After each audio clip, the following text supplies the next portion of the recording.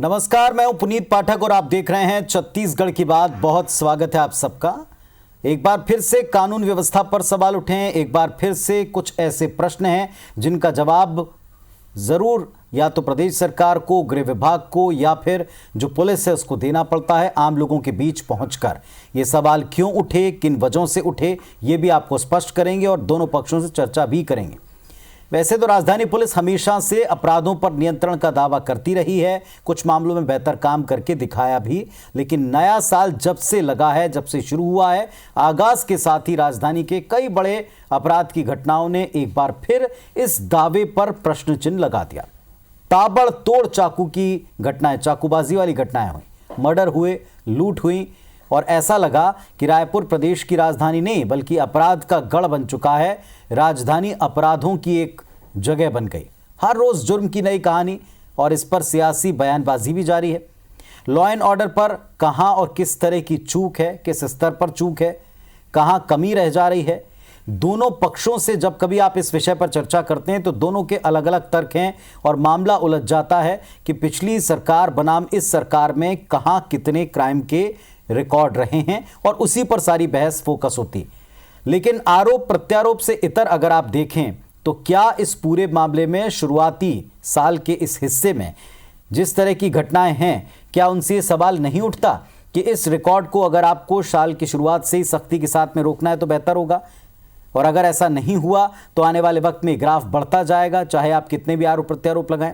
चलिए, इस पर हम आपको बाद में डिटेल भी दिखाएंगे, लेकिन हमारे दो मेहमान जो जुड़ गए हैं उनसे चर्चा की शुरुआत हम कर सकते हैं। श्रीचंद सुंदरानी साहब हैं, भारतीय जनता पार्टी के नेता, और रमेश वर्ल्यानी साहब हैं, कांग्रेस पार्टी की तरफ से। दोनों अपना अपना पक्ष रखेंगे। वर्ल्यानी साहब, सवाल आप ही से शुरू करेंगे। साल के शुरुआत में चाकूबाजी के मामले 20-22 मामलों का हो जाना, कई सारे केसेस में हत्या के मामले दर्ज हो जाना। राजधानी पुलिस ने जब नशे के खिलाफ अच्छा काम किया तब भी हमने दिखाया, कुछ लोगों को छोड़ दिया जाए, कतिपय केसेस को छोड़ दिया जाए तो वहां मुस्तैदी दिखती। क्या बार बार ये जगाना चिताना पड़ेगा कि ये क्राइम का ग्राफ लिमिटेड रहे, कंट्रोल में रहे?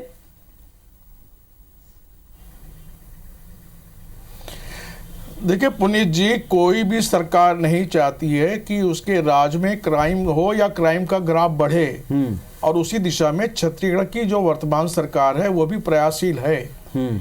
जहां तक आपने कहा कि नए साल में अपराध बढ़े हैं, तो ऐसा नहीं है। पिछले सालों से यदि 2018 में भूपेश बघेल जी की सरकार आई है, तब से यदि आप आंकड़ों में जाएंगे तो क्राइम का रेट कम हुआ है। चाहे हत्या हो, चाहे डकैती हो, चाहे अपहरण के मामले हो, चाहे बलात्कार के मामले हो। मैंने आपके टीवी में बैठने के पहले ही मैंने सारे रिकॉर्ड की छानबीन की है, तो अपराध के ग्राफ में गिरावट आई है। लेकिन हालिया जो अपराध की घटनाएं हुई हैं वो चिंताजनक हैं।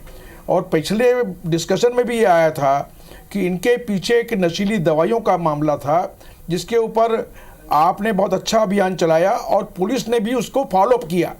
अभी हाल में ही हमारे एसपी साहब जो यादव साहब हैं, उन्होंने सभी मेडिकल स्टोर्स के मालिकों की एक मीटिंग ली कंट्रोल रूम में, और सबको हिदायत दी कि ये दवाइयाँ नहीं बिकनी चाहिए, इसको सुनिश्चित करिए, नहीं तो मेडिकल स्टोर के खिलाफ भी कार्रवाई की जाएगी। और सभी मेडिकल स्टोर के मालिकों ने आश्वस्त किया है कि ये नकली दवाइयों के ऊपर पूरी तरह नियंत्रण रखा जाएगा, इस तरह की घटनाओं को नहीं होने दिया जाएगा। ये सारी चीज़ें हो रही हैं, ऐसा नहीं है। और आपको ये बता दूं कि एक जो देश में वातावरण विषाक्त हो रहा है टीवी कल्चर के चलते, यानी लॉकडाउन में ही चलते हुए जो वेब सीरीज शुरू हुई, उन वेब सीरीज में हिंसा, सेक्स, अपहरण, बलात्कार, ये ओपन सीन दिखा रहे हैं, क्योंकि इसके ऊपर कोई सेंसरशिप नहीं होती है। तो आज हर व्यक्ति के हाथ में मोबाइल है, हर बच्चे के हाथ में मोबाइल है, तो वो क्या देखता है? जो देखता है समाज, उसी को से प्रभावित होकर अपराध की घटनाएं होती हैं। तो नशीली दवाइयों से भी ज़्यादा खतरनाक जितना है ये नशीली दवाइयाँ, उतना ही खतरनाक ये दृश्य हैं। इस पर भी केंद्र सरकार को रोक लगानी चाहिए। केंद्र सरकार ने डिजिटल पेमेंट को बढ़ावा तो दिया, लेकिन साइबर क्राइम पर रोक लगाने की कोई सुनिश्चित योजना नहीं बनाई। तो साइबर क्राइम इतने बढ़ गए हैं कि हर आदमी के बैंक अकाउंट से पैसे गायब होते चले जा रहे हैं। तो ये सारी जो चुनौतियां हैं, उस चुनौतियों को छत्तीसगढ़ सरकार बखूबी निपट रही है। ऐसा नहीं है कि हम लोग हाथ धरे बैठे हुए हैं।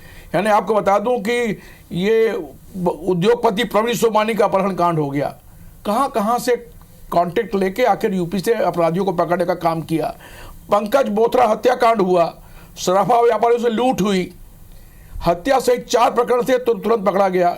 देवेंद्र नगर में टिम्बर व्यापारी को कट्टा दिखाकर 50 लाख रुपए लूट लिए, उसको तत्काल पकड़ने का काम किया है। यदि अपराध हो भी रहे हैं तो उसके ऊपर तत्काल उसकी विवेचना करके अपराधियों को जेल के अंदर भेजा भी जा रहा है। बरलियानी साहब, आपने इतने सारे केसेस का जिक्र किया, खुड़मुड़ा कांड का भी जिक्र करते आप कि इसमें बहुत पहले से दावा था, लेकिन उसके बारे में अब तक कोई ठोस जानकारी नहीं। जब हमने बातचीत की, आपने भी कहा, पुलिस के लोगों ने भी कहा कि हमारे पास में कॉन्क्रीट एविडेंस आ चले हैं, हम बहुत जल्द खुलासा करेंगे, उसका पता नहीं चला।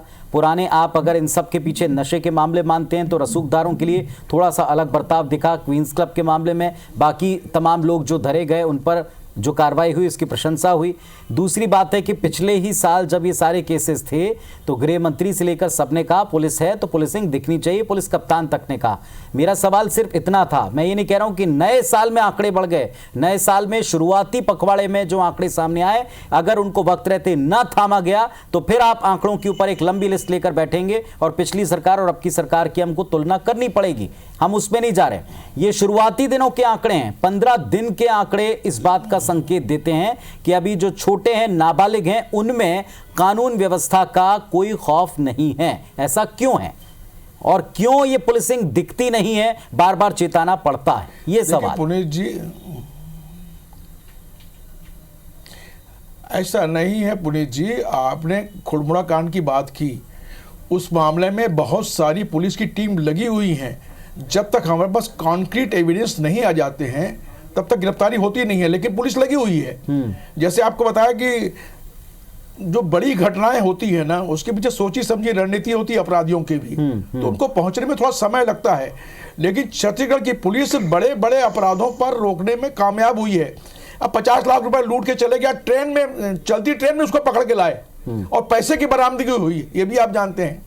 ये जो नाबालिग बच्चों वाला जो आप मामला बता रहे हैं ना, नाबालिग बच्चों में एक नशीली दवाइयों का जो बताया, दूसरा वेब सीरीज का असर है और एक समाज की जो विकृति है उसमें तो अपराध उसका भी कारण है।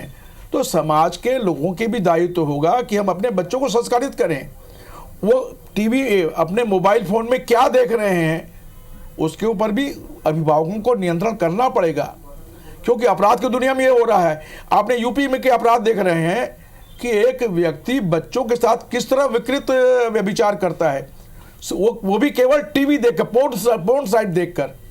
तो कितना दुष्प्रभाव होता है पोर्न साइट्स का और ये वेब सीरीज का। चलिए, आपकी बात का मैं उत्तर ले लेता हूं कि आपने 2 बार इस मुद्दे को उठाया और इसमें एक हद तक एक पक्षी बात तो सच है कि जो कंटेंट परोसा जा रहा है उसमें हिंसा बहुत है, लेकिन वो ये मानकर चलते हैं, हमने इस पर डिबेट्स भी किए हैं, वो ये मानकर चलते हैं कि ये कंटेंट 18+ के लोगों के लिए है। उस पर साफ लिखा आता है, लेकिन वो कौन कहां किस किस तरह से देख रहा है इस पर कंट्रोल होना चाहिए। बात आपकी यहां तक ठीक है, लेकिन क्या इसका डायरेक्ट कनेक्शन है क्राइम के साथ में? श्रीचंद सुंदरानी साहब हैं बीजेपी से। सुंदरानी साहब, आपने दोनों बातें सुनी, क्या ये बातें आपको ठीक लगती हैं और क्या आप इस बात पर भी कमेंट करेंगे कि केंद्र अगर वक्त रहते इन पर लगाम लगाए डिजिटल मीडिया पर तो बेहतर स्थितियां बनेंगी थोड़ी?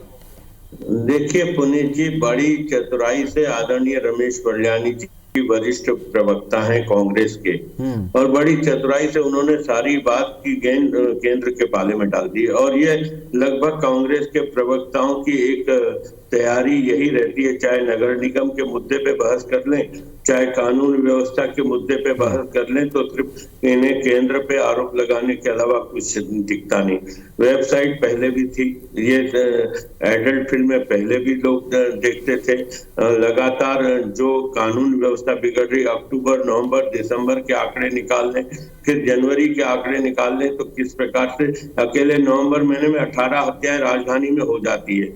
जनवरी महीना शुरू हुआ है, कितनी चाकूबाजी की घटनाएं, कुछ हत्याएं भी हो गई।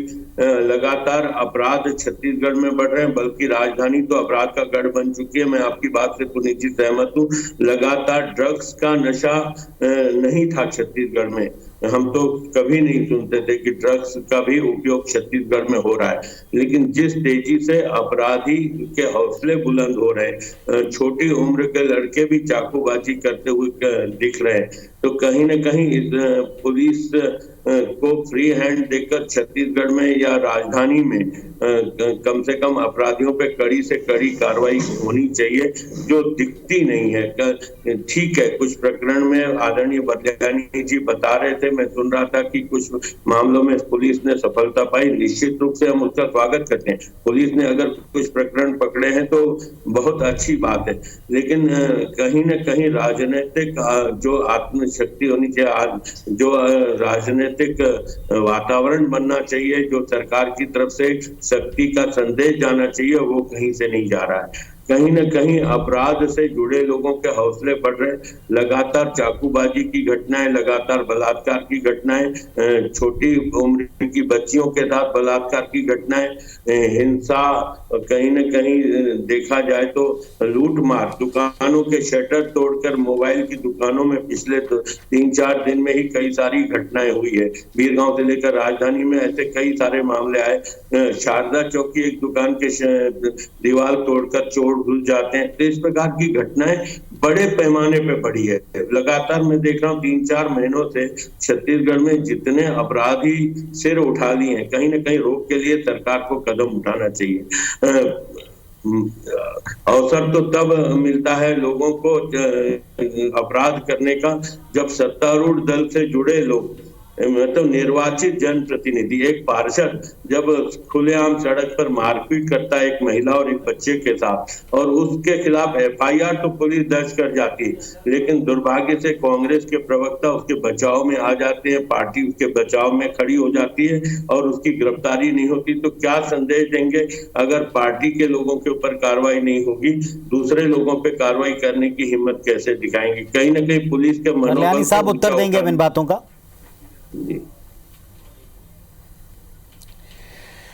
देखिए पुनीत जी, मुझे बड़ा दुख होता है कि सुंदरानी जी पूर्व विधायक हैं, शहर के अध्यक्ष हैं। एक राया तालाब की एक घटना, जो कि एक शराबी व्यक्ति था, लगातार वहां पर उत्पात मचाता था। पार्षद की केवल इतनी गलती है, उसको कानून के हाथ सौंप के कर देता है। उसको ये सोच रहे हैं कि बड़ा अपराध हो गया। अरे जितने बड़े अपराध हुए उसमें अपराधियों को जेल के अंदर डाले हैं। नाइजीरियन गिरोह को पकड़ा है हम लोगों ने ड्रग्स के मामले में, नाइजीरियन को पकड़ के लाए। सुंदरानी जी 15 साल में आदिवासी अंचल की बालाएं का जो अपहरण हो गया या गायब हो गई, आपने उनकी खोज भी नहीं की। लेकिन छत्तीसगढ़ के हमारी सरकार के खिलाफ एफआईआर दर्ज हो जाए, एक उस आदिवासी महिला को, एक आदिवासी बच्चे को न्याय। आप ये शराबी पुलिस अपना काम कर रही है सुंदरानी जी, वो इतनी बड़ी घटना नहीं है। नहीं, आप एक शराबी, वो इतना बड़ी घटना नहीं है। उसका वो हिस्ट्री शीटर है, एक शराबी नहीं है, हिस्ट्री शीटर है। उसका पुलिस रिकॉर्ड जो है वो हिस्ट्री शीटर का रिकॉर्ड है। नहीं, अब आप उसको जाति से जोड़ देंगे, आप जाति से जोड़ देंगे। नहीं, जाति से जोड़ने की बात नहीं। एक महिला और एक बच्चे वो एक छोटी घटना को आप ऐसा तूल दे रहे हैं कि जैसे कोई बड़ा पहाड़ टूट गया। अरे जो बालाएं छत्तीसगढ़ की गायब थी, 15 साल में आपने उनका लाने का प्रयास नहीं किया। उन बलाओं को हम लोगों ने, अपराधियों को चंगुल से छुड़ा के लाने का प्रयास किया जी। 15 साल में ये कानून व्यवस्था नाइजीरियन गिरोह साइबर क्राइम को रोकने का प्रयास किया है। ऐसी कानून व्यवस्था बिगड़ी नहीं थी आदरणीय वरल्यानी जी। मैं दावे के 15 साल में मीना खाल को कांड क्या था? मीना खाल को कांड क्या था? गर्भाशय कांड क्या था? आग खोलवा कांड क्या था? आप कहेंगे तो फिर लंबा गिनाना शुरू कर दूंगा। गृह मंत्री कहते हैं कि हमारी चिंता ये होना चाहिए कि आम आदमी का जीवन संपत्ति सुरक्षित रहे। मुख्यमंत्री कहते हैं कि रोजगार की कोई कमी नहीं। वरल्यानी साहब, रोजगार की कमी। वरल्यानी साहब और सुंदरानी जी, वरल्यानी साहब, सुंदरानी जी, मुद्दा पार्षद वाला वैसे था नहीं, लेकिन ये मुद्दा इसीलिए वरल्यानी साहब बार बार उठा कि एक जनप्रतिनिधि जो एक नेता है, रिप्रेजेंट करता है, उसकी ये तस्वीरें आपको ही और पार्टी को ही कहीं ना कहीं लगातार कटघरे में खड़ा किया। आपको उत्तर इसके देने पड़े हैं और उनका जब आप पक्ष लेते हैं कि उसने जिसके भी खिलाफ किया उसका क्या रिकॉर्ड है, वो अपनी सजा पाएगा आप ही के मुताबिक, लेकिन जिसने छवि बिगाड़ दी खुद की भी और पार्टी की भी, वो एक सवाल निशान। लेकिन ये डिबेट का आज का विषय नहीं, ये डिबेट का आज का विषय नहीं। डिबेट का विषय ये है कि क्या ये जो शुरुआती आंकड़े, आपकी बात मानने की, बड़े बड़े केसेस के ऊपर काम हो रहा है, सवाल सुनो वरल्यानी साहब, बड़े बड़े केसेस पे काम हो रहा है, लेकिन छोटे छोटे बच्चे चाकू लेके दूसरे में घोंप रहे हैं। क्या ये चिंता की बात नहीं है क्या इन पर अगर वो नशा कर रहे हैं तो किन पॉइंट से निकल रहे हैं, कहां से नशा ले रहे हैं? क्या ये पुलिस का दायित्व नहीं है? लगातार उनको चेक करना, ट्रैक करना पुलिस का दायित्व नहीं है? ये हथियार लेके घूमते सड़कों पर पता नहीं चलता, क्या ये पुलिस का दायित्व नहीं है? निश्चित रूप से पुनीत जी आपकी बात सही है, ये पुलिस का दायित्व है। मैं आपको बता दूं कि ऑनलाइन चाकू की बिक्री पर यहां की पुलिस प्रशासन ने रोक लगाई है और एसपी महोदय ने मीटिंग लेके सभी थानेदार को हिदायत दी है, न केवल पूरे रायपुर जिले के, कि घर घर जाकर तलाशी लो, यदि चाकू होता है तो उसको गिरफ्तार कर लो। इसमें अभियान चल रहा है, घर घर जाके अभियान चल रहा है कि चाकूबाजी की घटनाओं को रोक लगानी है। लेकिन अभिभावकों से भी मैं निवेदन करना चाहूंगा कि आपके बच्चे के हाथ में कैसे चाकू आ रहा है, इस बात की भी चिंता करनी चाहिए। समाज की विकृति को समाज को भी देखना पड़ेगा। ये सब अब मैंने कहा वेब सीरीज के लिए, तो आप बोले केंद्र के बारे में डाल दिया, ऐसा नहीं है। लॉकडाउन में आम आदमी के मनोरंजन के लिए कोई साधन नहीं थे, तो लोग वेब सीरीज की ओर चले गए। तो वेब सीरीज में जो परोसा जा रहा है उसका समाज पे दुष्प्रभाव पड़ेगा ही। तो आज ही मैंने अखबार में पढ़ा है कि केंद्र सरकार के पास ये प्रस्ताव गया है कि जिस तरह फिल्मों की सेंसरशिप होती है उसी तरह वेब सीरीज की भी सेंसरशिप के बाद ही उसको दिखाया जाए, ताकि इस तरह के जो सीन्स सुंदरानी जी ये बात यहां तक सही है। हालांकि ये तर्कों से कोई भी पूरी तरह सहमत नहीं होगा, लेकिन मैं कहता हूं वरलानी साहब कोई इस तर्क से सहमत नहीं होगा पूरी तरीके से कि वेब सीरीज की वजह से प्रदेश में चाकूबाजी बढ़ रही है या राजधानी में चाकूबाजी बढ़ रही है, यही इकलौता रीजन है। लेकिन ये बात सही है कि उस कंटेंट के ऊपर जिसमें ग्लोरीफाई करके अगर इस चीज को पेश किया जा रहा है तो उस पर बैन लगना चाहिए और इसमें कोई दिक्कत नहीं होना चाहिए सुंदरानी साहब को भी कि हाँ उस पर भी कंटेंट पर आपको थोड़ा लगाम कसनी पड़ेगी, क्योंकि मोबाइल में अगर कोई चीजें हैं तो आप उस पर पूरी तरह रोक नहीं लगा सकते। लेकिन लॉ एंड ऑर्डर बिगड़ना या चाकूबाजी की सारी घटनाओं में आप उसको एक फैक्टर मानकर चलें, ये भी शायद पूरी तरह गले ना उतरेगा। कुछ रिएक्शन से हमारे पास में ब्रेक पर जा रहा हूं, लेकिन ब्रेक पर जाने से पहले आप दोनों को रिएक्शन दिखाएंगे कि क्या रिएक्शन है, फिर आपके पास आता हूं। अब ये बड़ी मासूमियत की बात है कि गृह मंत्री जी जनता से पूछ रहे हैं, मुख्यमंत्री जी भी जनता से पूछते हैं और बीजेपी को बोलते हैं कि इसको ठीक करो। तो भाई जवाबदारी गृह मंत्री की है। गृह मंत्री को स्टेट के इस राज्य के लॉ एंड ऑर्डर की बिगड़ती हुई स्थिति की चिंता करनी चाहिए और यहाँ से लेकर बस्तर तक स्थिति हाथ से बाहर निकल रहा है। पुलिस का खौफ पूरी तरह से खत्म हो गई है, सरकार के नियंत्रण पुलिस पे खत्म हो गई है और इस प्रकार से लगातार जो अपराध में वृद्धि होना, निश्चित रूप से अपने आप को सब असुरक्षित महसूस करने लगे हैं। गृह मंत्री जी ने राजधानी में अभी 2 दिन पूर्व ही समीक्षा बैठक की है। लगातार डीजीपी का मॉनिटरिंग हो रहा है। माननीय गृह मंत्री जी लगातार समीक्षा कर रहे हैं और राजधानी के बढ़ते हुए अपराध को देखते हुए माननीय मुख्यमंत्री जी ने भी इसकी समीक्षा की है। मैं ऐसा समझता हूं कि पुलिस बहुत संजीदगी के साथ इसको निपटने के लिए कारगर उपाय करने जा रही है।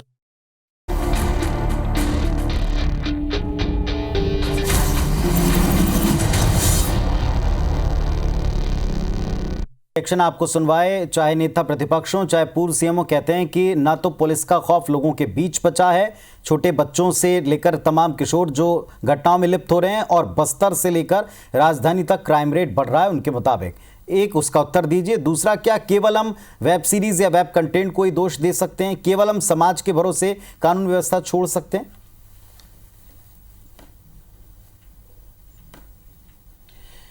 देखिए पुनीत जी, मुझे बड़ा आश्चर्य हुआ कि जो व्यक्ति 15 साल मुख्यमंत्री के पद पर बैठा हुआ है और जिसने एक 4 लोगों की तिकड़ी नौकरशाही के भरोसे 15 साल गुजार दिए, जिसका जनता से कोई सरोकार खत्म हो गया है, वो व्यक्ति कहते हैं कि गृह मंत्री जनता से फीडबैक ले रहे हैं। अरे जनता से फीडबैक तो लेना, तो प्रशासन में उनकी भागीदारी सुनिश्चित करना है।